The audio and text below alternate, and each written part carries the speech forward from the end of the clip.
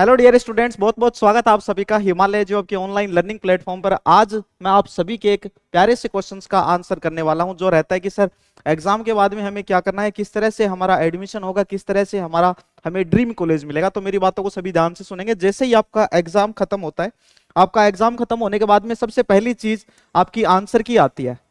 सबसे पहले आपकी आंसर की आएगी और आपकी आंसर की के बाद में आपको थोड़ा सा समय मिलता है, ऑब्जेक्शन टाइम जिसको बोलते हैं, है ना। आप किसी भी आंसर के ऊपर अगर ऑब्जेक्शन लगाना चाहते हैं तो उस टाइम पीरियड में आप ऑब्जेक्शन लगा सकते हैं।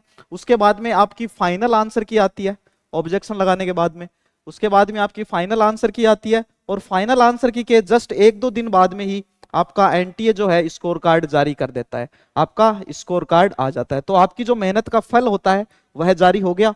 अब इस मेहनत के फल से हम यूनिवर्सिटी में एडमिशन कैसे लें। देखो, जब ये प्रोसेस चलती है, एक तरफ उसी समय देश की यूनिवर्सिटीज में रजिस्ट्रेशन पोर्टल जो है वो ओपन हो जाते हैं। सभी यूनिवर्सिटीज जो है वो अपना अपना रजिस्ट्रेशन पोर्टल ओपन कर लेती हैं। कोई यूनिवर्सिटी कभी ओपन करती है तो कोई यूनिवर्सिटी कभी ओपन करती है। उसके लिए आपको स्वयं को अपडेट रहना पड़ेगा, जिसके लिए आप हमारे चैनल को सब्सक्राइब कर सकते हैं, हमारे टेलीग्राम चैनल को आप ज्वाइन कर सकते हैं, जिसके माध्यम से हम सभी बच्चों को बताते हैं कि कौन कौन सी यूनिवर्सिटी के पोर्टल्स ओपन हो चुके हैं और किस तरह से आपको रजिस्ट्रेशन करना है। देखो, यूनिवर्सिटी जो है इनके जो एडमिशन पोर्टल है, यूनिवर्सिटी के एडमिशन पोर्टल जो है ये ओपन होते हैं।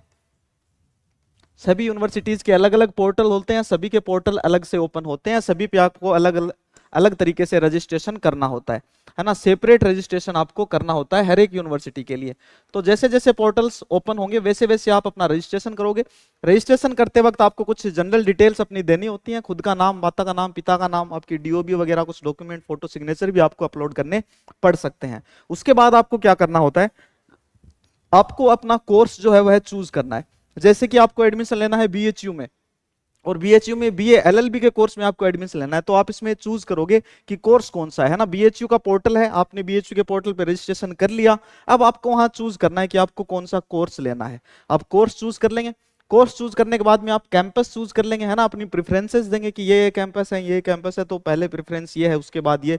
तो इस तरीके से आपको अपनी प्रेफरेंस डालनी होगी। वो भी हम आपको बताएंगे कि कौन सी प्रेफरेंस आपको किस नंबर पे डालनी है। वो आप स्कोर किस तरह से करते हो उस पर डिपेंड करता है। चलो, आपको अपने कोर्स जो है वो चूज करने हैं। चूज कोर्स, है ना, चूज प्रेफरेंस। आप अपनी प्रेफरेंस चूज करोगे। अब ये सब चूज करने के बाद में एक बॉक्स है जिसमें आपको अपना स्कोर डालना पड़ेगा। एनटीए जो आपका स्कोर जारी करेगा सीयूईटी का, वो स्कोर आपको यहाँ पे डालना है। और अब इस स्कोर के बेसिस पे एक मेरिट लिस्ट आएगी।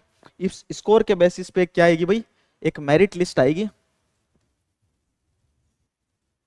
है ना। एक मेरिट लिस्ट आएगी, ठीक है। ये मेरिट लिस्ट फर्स्ट होगी। इसमें बहुत सारे विद्यार्थियों के नाम होंगे, उनके रोल नंबर होंगे, या सीयूईटी के एप्लीकेशन फॉर्म्स होंगे, एप्लीकेशन फॉर्म नंबर होंगे। तो उस बेसिस पे वो बच्चे देख सकते हैं कि हमारा नाम है कि नहीं। जिनका नाम होता है वो बच्चे अपनी सीट को फ्रीज कर सकते हैं। उनको ऑप्शन मिलता है सीट को फ्रीज करने का और फीस पे करने का। तो वो अब जब अपनी फीस पे कर देंगे तो उनकी सीट जो है वह फ्रीज हो जाएगी उन्हीं के लिए। उसके बाद उनको यूनिवर्सिटी जाना है फिजिकल वेरिफिकेशंस के लिए, अपने डॉक्यूमेंट साथ में लेके, अपना एनटीए का स्कोर कार्ड साथ में लेके। और जब उनका डॉक्यूमेंट वेरिफिकेशन हो जाता है, जब वो अपनी फीस की स्लिप वहां दिखाते हैं, तो उनका वहां पे एडमिशन हो जाता है। यह प्रोसेस रहती है कंप्लीट आपके एडमिशन की। अब जिन बच्चों का नाम मेरिट लिस्ट 1 में नहीं आया है, वो उन बच्चों को निराश नहीं होना है भाई, है ना। वापस से आती है मेरिट लिस्ट, खूब सारी मेरिट लिस्ट आती है। मेरिट लिस्ट 2 आएगी तो 2 में नाम आ जाएगा, 2 में नहीं आएगा तो 3 में आ जाएगा, 3 में नहीं आएगा तो 4 में आ जाएगा। वो डायलॉग देखा आपने, वो मुन्ना भाई एमबीबीएस वाला, कि बोला एक दिन अपने मोहल्ले में फिर ऐश्वर्या आई। तो इस तरीके से अपने को याद रखना है कि मेरिट लिस्ट 2 में नाम नहीं आएगा तो 3 में आ जाएगा, 3 में नहीं तो 4 में आ जाएगा। टेंशन अपने को लेनी नहीं है। तो इस तरह से जो भी आपके क्वेश्चंस रहते हैं related to your CUET exam and your admission to the अलग अलग यूनिवर्सिटीज, तो आप सभी बच्चे क्या करेंगे भाई, कमेंट सेक्शन में कमेंट कर देंगे किसी भी प्रकार की जानकारी के लिए।